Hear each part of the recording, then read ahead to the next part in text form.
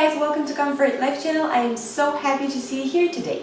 In this video we are preparing a very great recipe for our face with the main ingredient of vitamin C.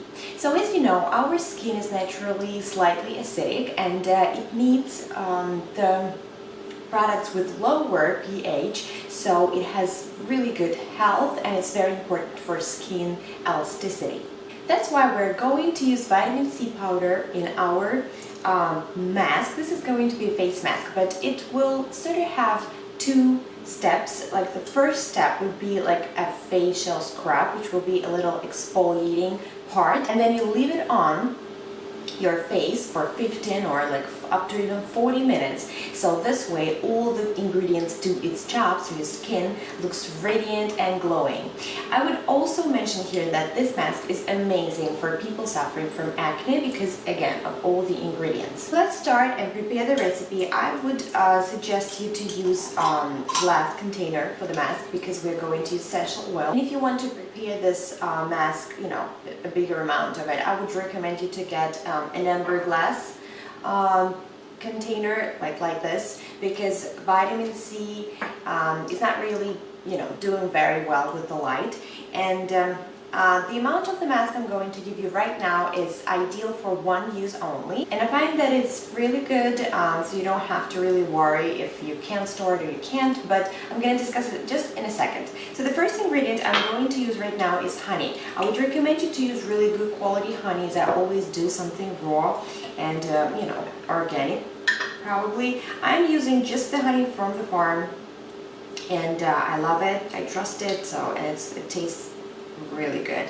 So we should need 1 teaspoon, and you know, my honey is not really liquid, but that's absolutely fine because that's not going to spoil our mask at all. So I'm going to mix everything here in the container, in the glass container. So 1 teaspoon of honey is in. The next part of our mask would be the exfoliation, and for that purpose I'm going to use a bit of sugar, and you could use brown sugar, you could use regular sugar, you could use, I'm going to use coconut palm sugar right now, and you could definitely omit this step, but it's really amazing for exfoliation. So I just need to mention that we're using honey because it's antibacterial, it really improves the moisture level in your skin, reduces the redness, and it's great for people suffering from acne, and pretty much for everyone. It's really good.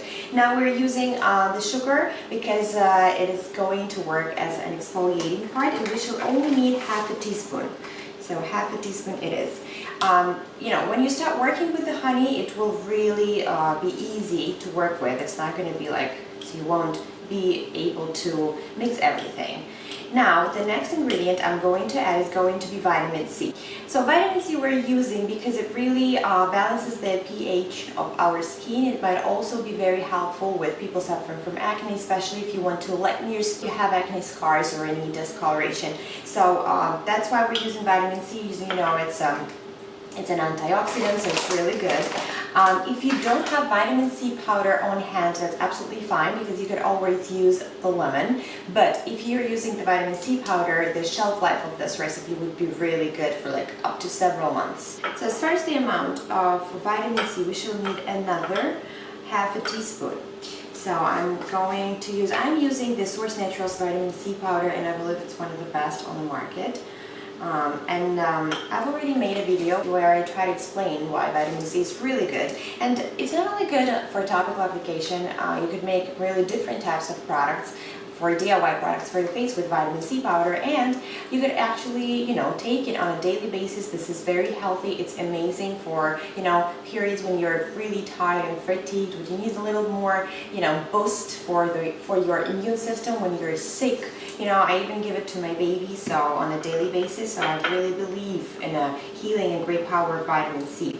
Now, what I need to mention here is that if you're using lemon juice, this is going to add some liquid to your mask, right? So it's going to be easier to work with it. So because I am using powder, my, you know, mask is really dry here. So I've prepared some, like I'm going to use just a couple of drops of rose water, but that's totally optional. You could use just water. You could use probably strongly brewed black, you know, chamomile, green tea. So you need to pretty much, you need to just use it to work the perfect consistency for your mask. So I am, as I said, I'm just going to add a couple of drops here because I need to be careful and not make it very liquid.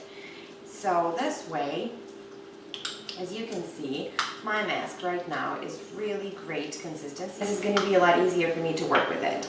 So because we're not using a lot of quantity here, I believe it's really hard for me to show you what I'm doing here, but I pretty much believe everything is simple enough so you can understand. So this is a paste. As you can see, this is a paste which I'm going to show you right now. See?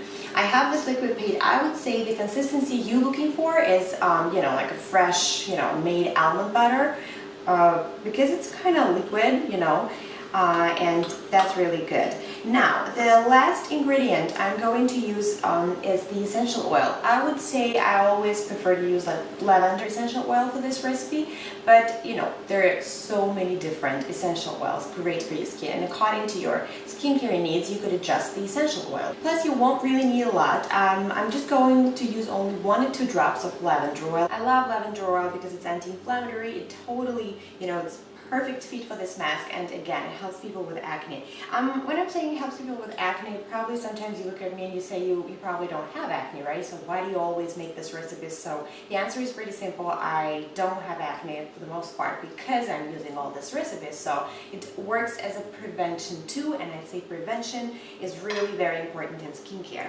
So just make sure you don't use more than, here you go, I'm just gonna add 2 drops. 2 drops. And please make sure you're using a good quality essential oil because this is very important. So now I give a final mix to my mask and it's perfect. As you see, it's not really that liquid, right?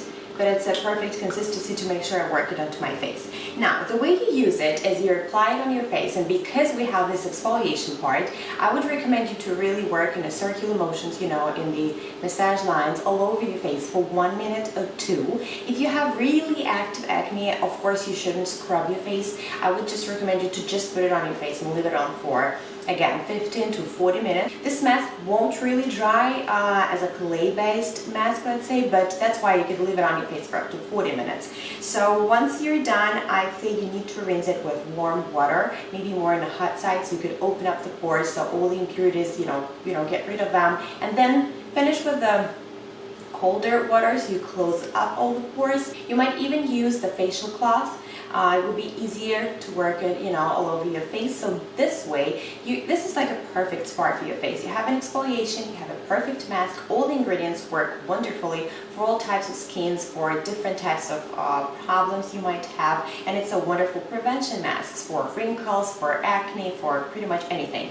I love this mask also because it works both for summer months, for hot and humid months, and for cold winter months without making your skin dry. I'm going to enjoy this mask later on today, so I'm just going to close it and store it in the refrigerator for just several hours, and this is really great. And again, you could double, triple, you know, the recipe, and if you keep it in the amber glass, it might store it, you know, you might store it for several months. Of course, after this treatment, you could follow, you know, proceed with your regular skincare routine, but my strong recommendation would be, of course, first of all, make sure you use it on the clean face. You might steam your face, it's gonna work wonders.